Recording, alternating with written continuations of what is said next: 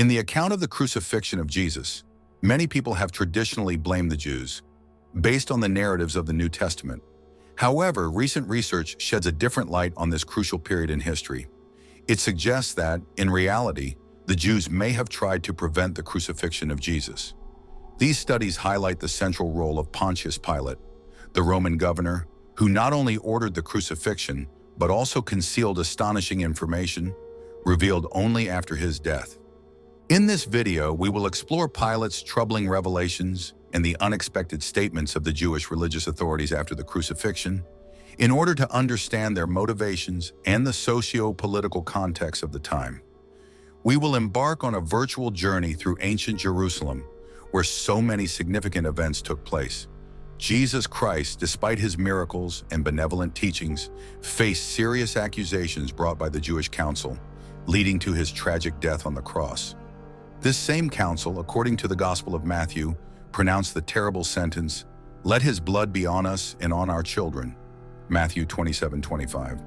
Pontius Pilate exercised his power as governor of Judea from 26 to 36 AD, under the authority of Emperor Tiberius. In the Gospels, he is often depicted as a man reluctant to condemn Jesus. Interestingly, some traditions of the Ethiopian and Coptic Church even regard him as a Christian and a martyr. Before giving the fatal order, Pilate was under immense pressure. Jesus was brought before Caiaphas, the high priest, who presided over a biased trial. During this meeting at the Sanhedrin, the Supreme Jewish Council, composed of 70 members, including Sadducees, Pharisees, and priests, desperately sought evidence against Jesus but found nothing tangible. Ultimately, two false witnesses accused him of threatening to destroy the temple, distorting his words about his resurrection, where Jesus compared his body to a temple that would rise again after 3 days.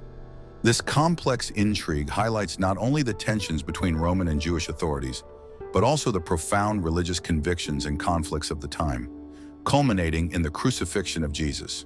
This event, whose repercussions continue to be felt in history and Christian theology, remains at the center of contemporary debates. At the heart of the trial, High Priest Caiaphas confronts Jesus. "Tell us, are you the Messiah, the Son of God?" To this, Jesus responds in a way that is both enigmatic and prophetic. "You have said so, but I tell you, from now on you will see the Son of Man sitting at the right hand of the Mighty One and coming on the clouds of heaven." Matthew 26:64. This statement is considered blasphemous by the Jewish leaders, as in their eyes Jesus was claiming divinity, an act of insult against God. The verdict comes swiftly. Jesus is found guilty of blasphemy. Enraged, the Jewish leaders abuse him, spitting in his face. The reasons for this hostility are manifold. Jesus constantly challenged the authority of the religious leaders, calling them hypocrites and associating with sinners, prostitutes, and tax collectors, all despised by the religious elite. Moreover, his healings performed on the Sabbath were perceived as violations of Jewish traditions. Ultimately, the religious leaders bring Jesus before Pontius Pilate, as only the Romans had the power to carry out a death sentence. They accused Jesus of stirring up trouble among the people, claiming that he forbade paying taxes to Caesar and that he proclaimed himself king, an act of treason against Rome. Yet when Pilate asks him if he is the king of the Jews, Jesus simply replies, "You say so." He refuses to engage in disputes that do not reflect the truth. After examining the evidence, Pilate concludes that he finds no fault in Jesus. He declares to the chief priests and the crowd, "I find no basis for a charge against this man." However, realizing that Jesus is a Galilean, Pilate decides to transfer the case to Herod Antipas, who was in Jerusalem at the time and had authority over Galilee, thus prolonging the drama of this trial. Herod, unlike his father and brother, had no power in Jerusalem, but his presence was undoubtedly motivated by personal interest. He was curious to meet Jesus, fascinated by the rumors of his miracles. Luke 23:8. When he finally gets the chance to speak to him, he receives no response.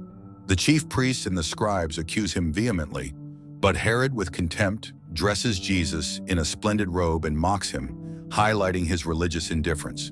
This interaction, marked by mutual disdain, leads to nothing.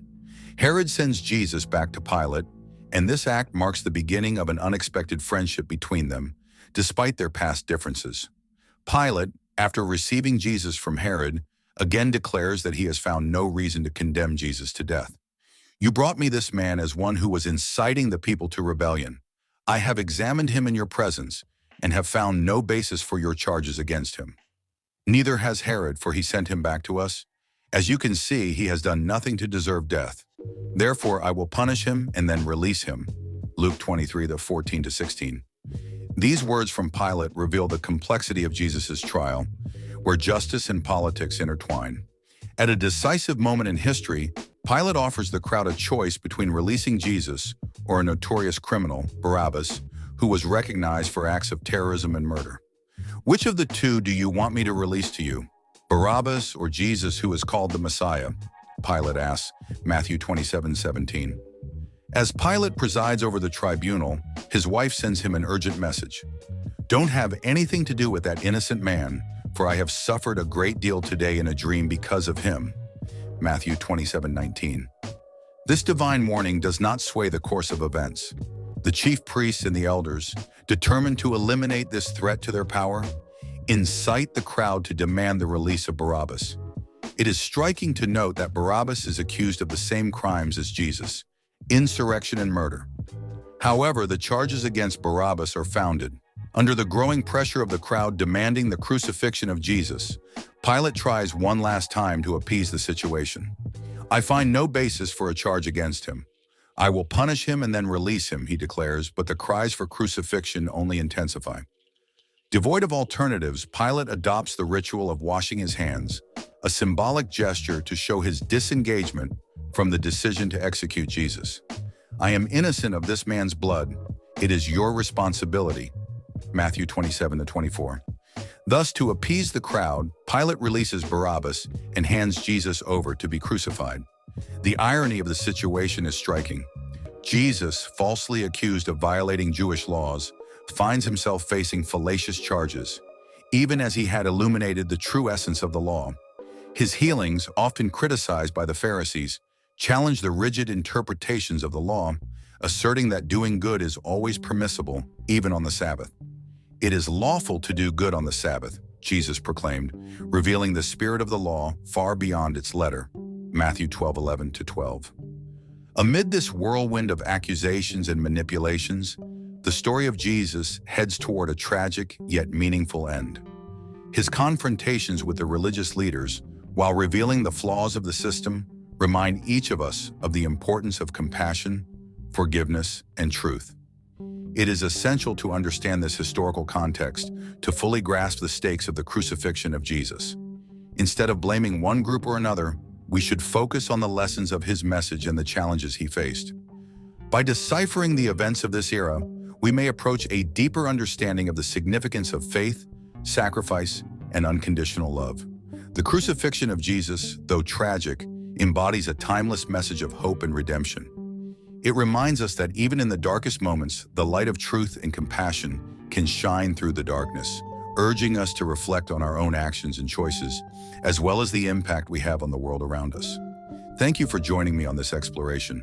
Don't forget to subscribe for more deep reflections on topics that shape our understanding of faith and humanity. Until next time.